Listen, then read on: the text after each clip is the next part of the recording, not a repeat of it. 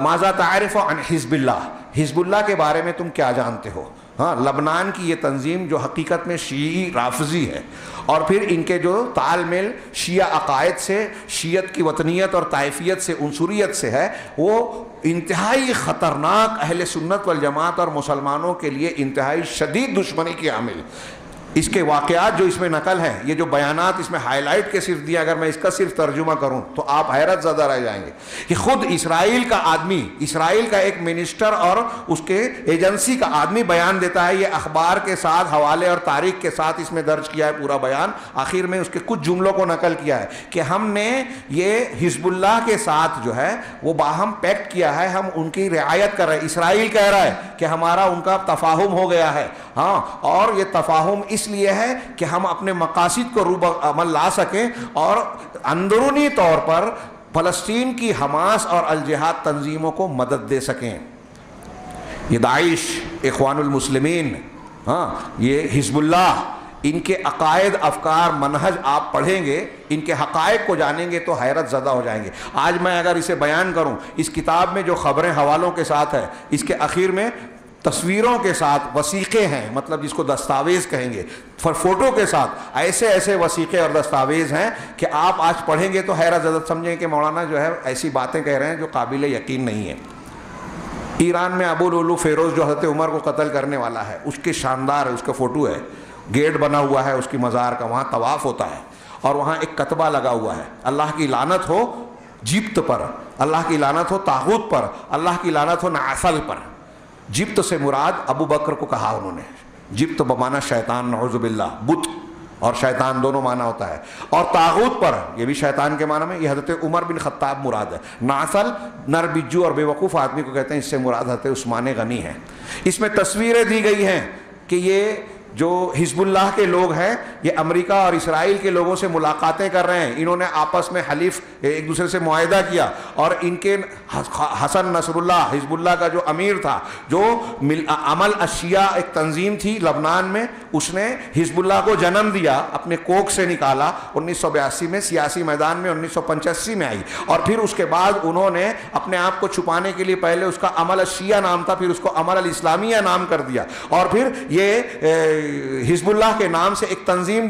بنائی تاکہ لوگوں کو یہ نہ لگے کہ یہ شیعیت کی تعلیم پر عمل کرنے والے اور اس کو فروغ دینے کی کوشش کرنے والے، ایرانی فکر کو آگے بڑھانے والے ہیں، اس لیے انہوں نے لوگوں کو دھوکہ دینے کی کوشش کی اور ذرائع ابلاغ کا استعمال کیا، تقیے کا استعمال کیا، جھوٹی بیان بازی کا استعمال کیا، اور یہ جو ابلاغ کا جو فتنہ اور فساد ہے، اس میں آپ کو ہم کو یہ بات معلوم ہونے چاہیے کہ امریکہ ہو اسرائیل ہو، اسے معلوم ہے کہ کون سی خبر نشر کریں گے تو مسلمان لوگ کس سے نفرت کریں گے اور کس سے محبت کریں گے، لہذا وہ ایسی خبریں نشر کرتے ہیں جس سے سچے مسلمانوں سے مسلمان نفرت کریں۔ سعودی عرب، کویت جو دین کی خدمات کر رہے ہیں، جو صحیح منہج پر قائم ہیں، جو حرمین کی خدمت کے خدمتگار ہیں، پوری دنیا میں قرآن بانٹ رہے ہیں، پوری دنیا میں تبلیغ کر رہے ہیں، پوری دنیا کے ہر ملک میں مساجد مدارس کو تعاون دیتے ہیں، وہاں ہر ملک کے بچے تعلیم حاصل کرتے ہیں دین کی، اور وہ اپنے خرچ پر ان کو بلاتے ہیں، بھیجتے ہیں، ان کے اخراجات برداشت کرتے ہیں۔ اس کے لیے ایک جملہ تعریف کا ہمارے یہاں نہیں نکلتا، آپ سوشل میڈیا پہ،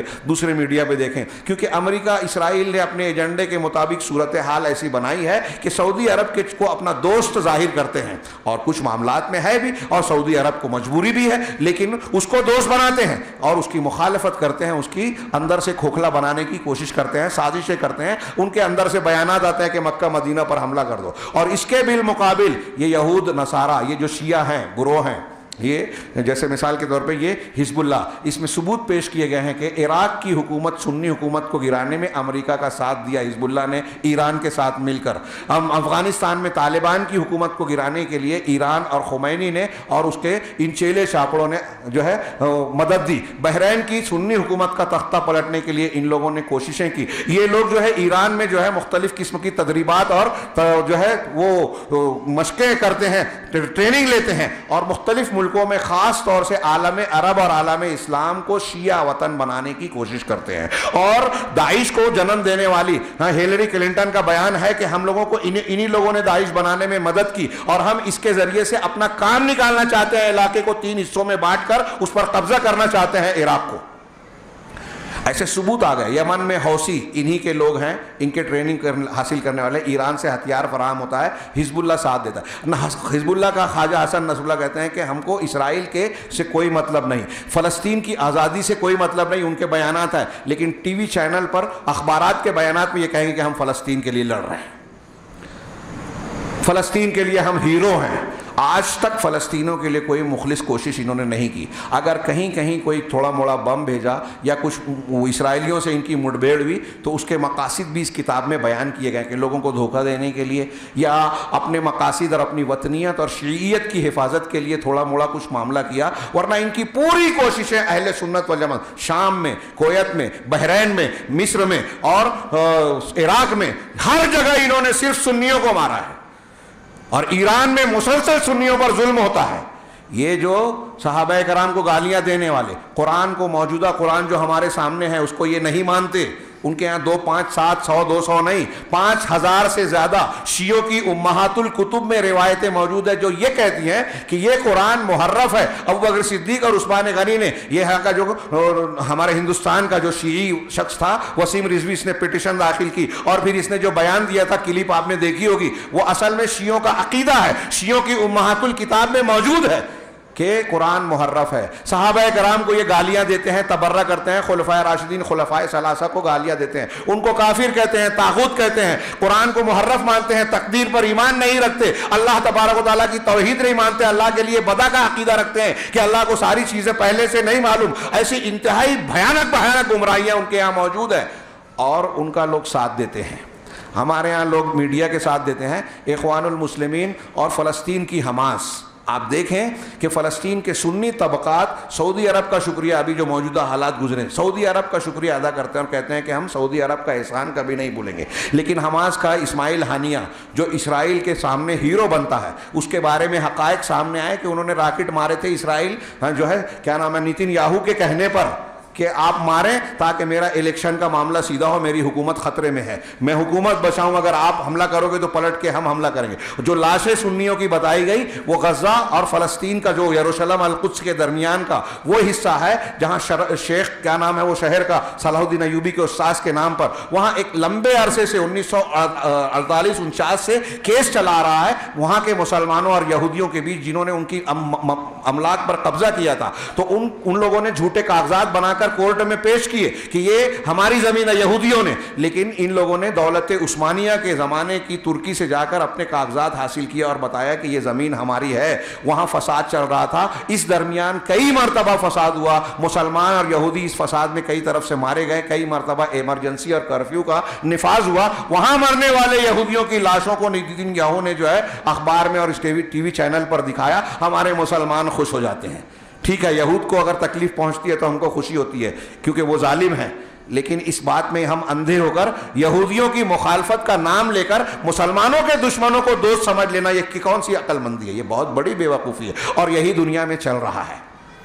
یہی حزب اللہ ایران کی طرف سے ہو رہا ہے. بیان آتا ہے ہاں کہ ایران نے ابھی ہمارے یہاں آیا کہ سعودی عرب میں اذان پر پابندی لگ گئی. ابھی حقائق معلوم کیجئے تو کچھ اور ہے.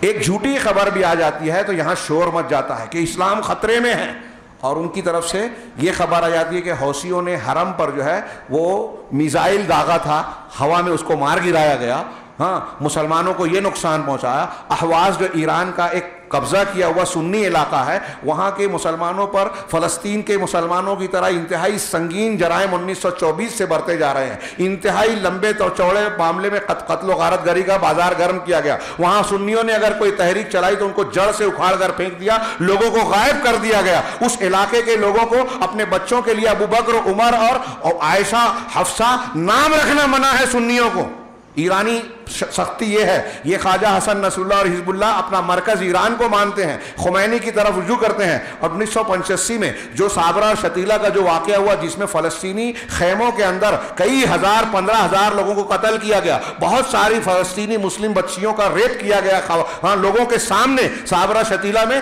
ایک ہی موقع پر 25 سے زیادہ مسلم بچیوں کا ریپ کیا گیا. اس کتاب میں حوالوں کے ساتھ اور خبروں کے ساتھ موجود ہے. ایک اسپتال میں ایک مسلمان سنی کو حزب اللہ کے لوگوں نے جب ذبح کیا، یہ حزب اللہ کے کیا کہتے ہیں فلسطینی لوگوں کو، حزب اللہ نے لوگوں نے جب ذبح کیا شیعوں نے، تو ایک نرس نے احتجاج کیا تو اس نرس کو بھی قتل کر دیا گیا۔ یہ اسرائیل سے دوستی رکھتے ہیں، یہ امریکہ سے ان کا ایگریمنٹ ہے، اور مختلف چیزوں میں یہ اسلام اور مسلمانوں کے بالکل خلاف ایجنڈا رکھتے ہیں۔ یہ کہتے ہیں کہ فلسطین کے مسلح فلسطینی مجاہدین جو اسرائیل کے خلاف ہے، ان مسلح لوگوں کو ہم جو ہے غیر مسلح کر دیں، ہمارے مقاصد میں یہ، لیکن بیان دیتے ہیں کہ فلسطین کی تائید کر رہے ہیں۔ جنوبی لبنان سے موسیٰ الصدر جو عمل الشیعہ اور یہ اس کا بانی ہے، ہاں کہتے ہیں حزب اللہ کا بانی ہے موسیٰ الصدر، اس کے جرائم کا کچا چٹھا اگر آپ اس میں پڑھیں گے تو انتہائی حیرت ہوگی۔ اور اس کے باوجود ہمارے کچھ مسلمان ایسے ہیں جو ان کو جو مبارکباد دینے جاتے ہیں ان کا ساتھ دیتے ہیں۔ خمینی نے اسلامی حکومت کا دعویٰ کیا تو وہاں جا کر جو ہے اس کو مبارکباد دے رہے ہیں، لیکن انہوں نے وہ بیان نہیں کرتے کہ جب صابرہ شتیلہ اور فلسطین میں مسلمانوں کا قتل عام ہو رہا تھا، ان کے شیعہ ملیشیا کر رہی تھی، لبنان میں جو ہے قتل عام کر رہی تھی، تو خمینی سے جا کر درخواست کی گئی کہ آپ ان سے کہیے آپ کی بات کو مانتے ہیں کہ یہ سلسلہ روک دیں سنیوں کو مارنے کا۔ خمینی نے ایک جملہ بھی نہیں کہا، ان کی درخواست قبول نہیں کی۔ خمینی کے نائب نے صرف مذمت کر دی تھی منتظری نے، تو اس کو جو عہدے سے ہٹا دیا گیا۔ اس کتاب میں موجود ہے۔